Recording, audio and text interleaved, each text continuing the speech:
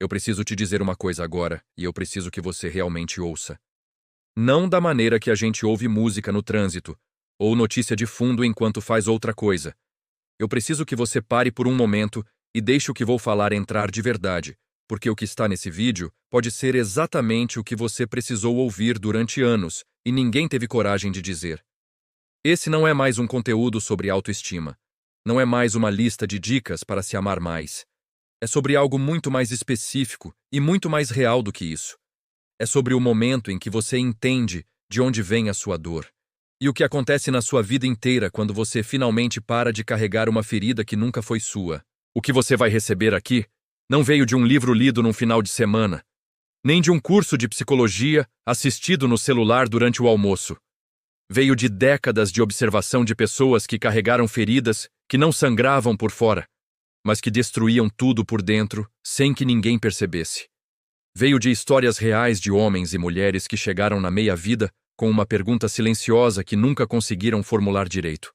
Por quê, fazendo tudo certo, eu ainda me sinto errado? Por quê, tendo conquistado o que precisava, eu ainda acordo ansioso? Por quê, sendo amado por alguém, eu ainda não acredito que mereço? Esse vídeo é sobre esse errado. É sobre a fonte dessa sensação. E mais importante, é sobre o que acontece em cada área da sua vida quando você finalmente para de carregar isso. Existe uma coisa que a maioria das pessoas que cresceu com pais narcisistas faz sem perceber. Elas passam a vida inteira tentando provar que são o suficiente. Não para o mundo todo, mas para uma pessoa específica que, na infância, nunca disse isso de forma direta, nunca deu esse presente simples e gratuito. Então você foi crescendo e foi substituindo essa pessoa por chefes, parceiros, amigos, seguidores, números em tela. Você trocou o rosto, mas manteve a dinâmica. E a frase que você passou a vida toda esperando ouvir continua sendo a mesma. Eu estou orgulhoso de você. Só que ela nunca chega do jeito certo. Nunca é suficiente. Porque você não está buscando aprovação lá fora. Você está tentando fechar uma conta que foi aberta muito antes de você ter consciência de que era uma conta. E enquanto você não entender isso, você pode acumular conquistas, relacionamentos, experiências, e ainda assim sentir um buraco que não tem nome e não tem forma, mas que você sente toda vez que deita e o silêncio chega. Continue. Porque agora nós vamos falar sobre o que ninguém fala de verdade. Crescer com um pai ou uma mãe narcisista não deixa marcas que aparecem em radiografia. Não tem gesso, não tem cicatriz visível, não tem nenhuma evidência concreta que justifique o que você sente. E é exatamente por isso que é tão difícil nomear. Mas existe um padrão que se repete com uma consistência assustadora em quase todas as histórias de quem viveu isso. A criança que você foi, em algum momento, fez algo extraordinário. Ganhou um prêmio, tirou uma nota alta, apresentou um trabalho, aprendeu algo novo, chegou em casa cheio de energia para compartilhar e olhou para esse pai ou para essa mãe esperando exatamente o que toda criança espera de forma instintiva. Um olhar que dissesse, eu te vejo, e você é incrível do jeito que você é. Só que o que veio foi outra coisa. Talvez um comentário que desviou a conversa para eles mesmos. Talvez podia ter sido melhor. Talvez uma comparação imediata com outra pessoa. Talvez um silêncio seco que dizia, sem precisar de palavras, isso não foi suficiente para mim. E a criança que você foi concluiu uma coisa. Não de forma consciente, não articulada em palavras, mas no corpo, no sistema nervoso, nas camadas mais primitivas do cérebro. Se eu não fui o suficiente aqui, devo não ser o suficiente em lugar nenhum. Esse foi o momento. Não houve um evento dramático de filme, houve uma ausência. E ausências deixam buracos maiores do que pancadas. Os pesquisadores que estudam os efeitos dos pais narcisistas nos filhos descrevem esse fenômeno com uma precisão que dói ao ler. A criança criada por um pai narcisista aprende antes dos 10 anos que o amor é condicional e performático. Você não é amado pelo que você é. Você é tolerado pelo que você faz, pelo quanto você brilha, pelo quanto você serve de extensão do ego do seu cuidador. Pais narcisistas têm uma dificuldade estrutural de expressar empatia genuína porque estão ocupados demais com a própria imagem. Os filhos crescem dentro de um sistema onde o amor é uma moeda de troca, onde o afeto vem depois da performance e nunca antes dela. E aí vem a distorção que vai te acompanhar por décadas. Você começa a confundir performance com existência. Você aprende que existir não basta. Você aprende que precisa justificar a sua presença no mundo a cada manhã que acorda, a cada reunião que entra, a cada relação que começa. Você aprende que amor é algo que se ganha, nunca algo que simplesmente se recebe. E essa crença, instalada no sistema nervoso de uma criança pequena que dependia emocionalmente daquele adulto para sobreviver, não sai com força de vontade. Não sai com afirmações positivas. Não sai com motivação. Ela sai com um tipo muito específico de trabalho interno, que a maioria das pessoas nunca fez porque nunca soube que precisava fazer. Então, você cresceu e foi fazer exatamente o que o seu sistema nervoso programado para a sobrevivência mandou. Você foi buscar validação em escala industrial. Você trabalhou mais do que precisava. Você se tornou o melhor amigo, o parceiro mais paciente, o funcionário mais dedicado, o filho que nunca dava problema. Você se tornou excelente em antecipar o que os outros precisavam, porque desde criança você aprendeu a ler o humor de uma pessoa narcisista como condição de segurança. Você virou um radar humano de aprovação. E em algum momento, você chegou. Chegou na promoção, na relação estável, no reconhecimento, no número que queria, no respeito dos outros. E sabe o que você sentiu quando chegou lá? Nada que preenchesse o buraco. Ou pior do que nada, uma ansiedade nova, diferente da antiga. Uma sensação de que aquilo que você conquistou pode ser tirado de você a qualquer momento, porque você não acredita de verdade que merece estar onde está. Essa é a marca registrada de quem cresceu sob o teto de um narcisista. Você conquista, mas não descansa. Você vence, mas não comemora de verdade. Você chega, mas não fica. Porque chegar nunca foi o problema. O problema era a voz interna que sussurrava, por baixo de toda a conquista: você ainda não é o suficiente. E isso não ficou só no trabalho. Entrou nos seus relacionamentos como água infiltrando parede, silenciosa e constante. Você escolheu pessoas emocionalmente distantes porque o distante era familiar.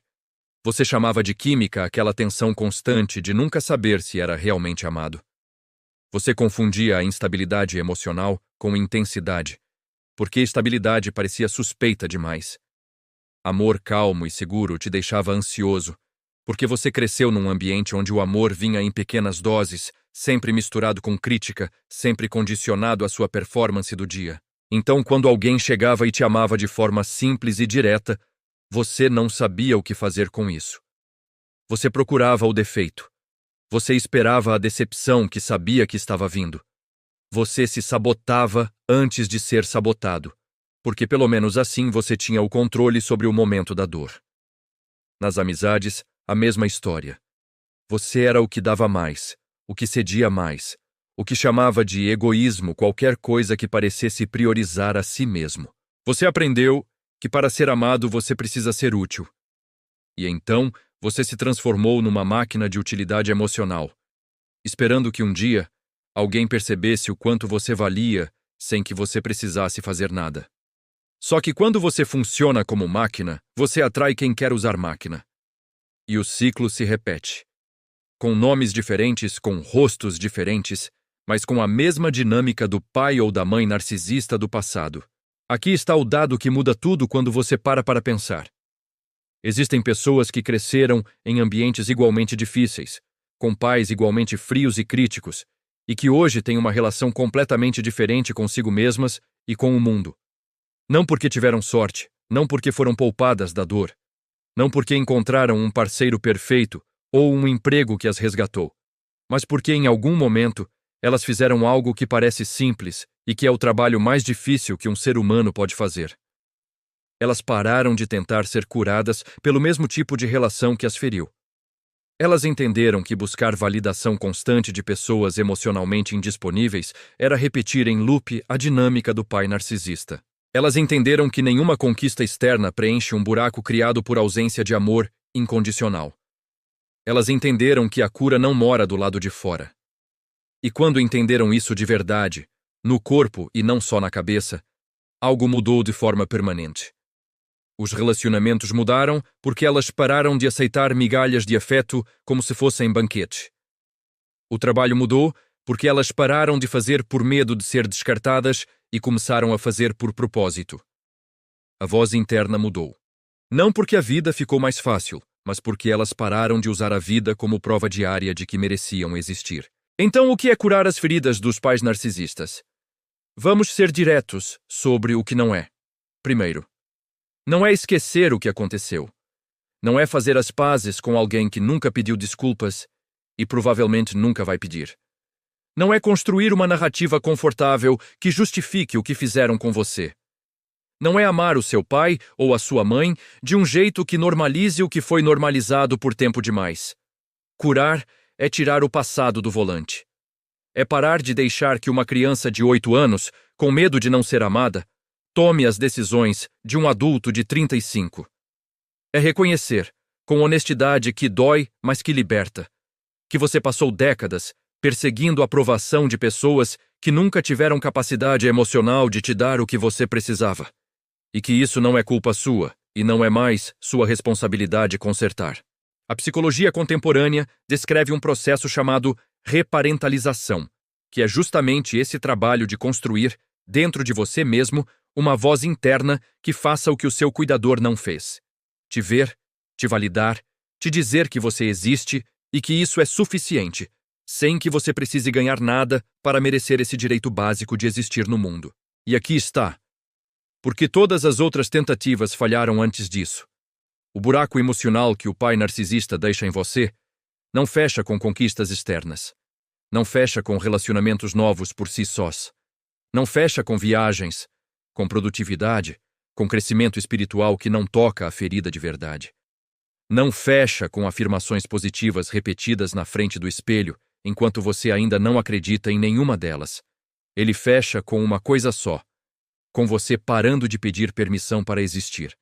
O medo que você carrega, esse medo difuso de não ser suficiente que está embaixo de quase tudo que você faz, não vai embora quando sua vida melhora lá fora.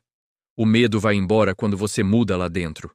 Quando você para de buscar no olhar do outro a prova de que você é real e que tem valor. Quando você para de formatar o que você fala, o que você veste, o que você escolhe, de acordo com o que acredita que vai ser aprovado. Quando você percebe que passou décadas sendo um personagem cuidadosamente construído para agradar a uma plateia que nunca pediu para ser agradada, e que esse personagem nunca foi você de verdade. A ferida não fecha porque você encontrou alguém que finalmente te ama do jeito certo. A ferida fecha porque você para de acreditar que precisa ser amado de uma certa forma para ter valor. E aí, e só aí, você começa a atrair e a sustentar relações de um nível que você nunca teve antes. Não porque você ficou mais bonito, mais rico ou mais bem-sucedido, mas porque você parou de se apresentar ao mundo como alguém que precisa de aprovação para se manter de pé. E quando você para de pedir aprovação, paradoxalmente, as pessoas começam a te oferecer respeito de um jeito completamente diferente. Então eu vou te dizer o que eu realmente quero que você leve desse vídeo. Não é uma lista de 5 passos para se curar em 30 dias. Não é um protocolo emocional que vai resolver em uma semana o que foi construído em décadas. É algo muito mais simples e muito mais poderoso do que qualquer técnica. É uma permissão. A permissão de parar de correr. De parar de provar. De parar de ser excelente a todo custo para que alguém, em algum lugar, finalmente diga que você é o suficiente. Porque esse alguém nunca vai dizer da forma que você precisa. Não porque você não mereça ouvir, mas porque você está buscando no lugar errado há tempo demais.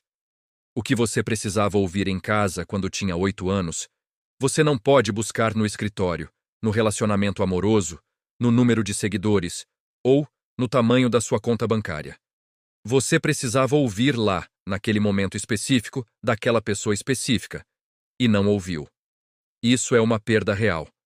É um luto real que a maioria das pessoas que cresceu com pais narcisistas nunca se permitiu fazer, porque fazer o luto significa admitir que o pai ou a mãe que você tinha não era o pai ou a mãe que você precisava. E isso dói de um jeito que vai fundo. mas é exatamente esse luto que abre a porta para tudo que vem depois. Quando você para de fingir que não dói e começa a sentir o peso real do que você perdeu, sem transformar essa dor em combustível para mais conquistas vazias, alguma coisa se dissolve. Não de uma vez, não de forma dramática, mas dissolve. Você começa a ter escolhas que antes não tinha, porque antes você estava no automático de sobrevivência emocional. Você começa a dizer não sem sentir que o mundo vai acabar. Você começa a receber cuidado sem ficar esperando a cobrança que vai vir depois. Você começa a olhar para as suas próprias conquistas e sentir algo que nunca sentiu. Orgulho que não precisa de testemunha. Uma sensação de que você fez isso porque queria, não porque precisava provar alguma coisa para alguém que não está mais no comando da sua vida interior. Você pode decidir agora, mesmo que o seu coração esteja hesitando, que você não precisa mais da aprovação que nunca veio. Você pode decidir que o filho ou a filha que você foi merece mais do que uma vida inteira de compensação por uma ferida que você nunca causou. Você pode decidir que tudo o que você é agora, com as suas cicatrizes e os seus medos e as suas inconsistências e os seus dias ruins, já é o suficiente para começar. Não o suficiente para parar de crescer. O suficiente para existir sem precisar se justificar toda vez que você ocupa um espaço. E quando você fizer isso de verdade, não como frase bonita que você salva no celular e esquece, mas como uma decisão que você revisita a cada vez que o velho padrão tenta voltar, algo vai mudar de forma permanente. Os seus relacionamentos vão mudar porque você vai parar de aceitar o que antes aceitava por estar faminto de afeto. O seu trabalho vai mudar porque você vai parar de fazer pelo medo do descarte e vai começar a fazer pelo que realmente importa para você. A sua voz vai mudar porque você vai parar de calibrá-la de acordo com o que acredita que o outro quer ouvir. E você vai acordar um dia, num dia comum, sem nenhum evento especial, sem nenhuma conquista nova, e vai perceber que está bem. Não uma felicidade exagerada de comercial. Bem, inteiro. Presente. Sem aquela ansiedade de fundo que sempre acompanhou tudo que você conquistou. E vai entender, com o corpo, e não só com a cabeça, que curar as feridas dos pais narcisistas não foi um projeto paralelo à sua vida. Foi o projeto que abriu espaço para todos os outros existirem de verdade. Se esse vídeo tocou em algo que você nunca conseguiu nomear direito, compartilha com alguém que você conhece que vive correndo, que nunca descansa, que conquista e não comemora, que ama e não acredita que merece ser amado de volta. Talvez seja exatamente isso que essa pessoa precisava ouvir hoje. E me conta nos comentários. Qual foi o momento da sua infância em que você percebeu que tinha que ser mais do que era para ser amado? Escreve aqui embaixo, porque às vezes nomear é o primeiro passo para soltar.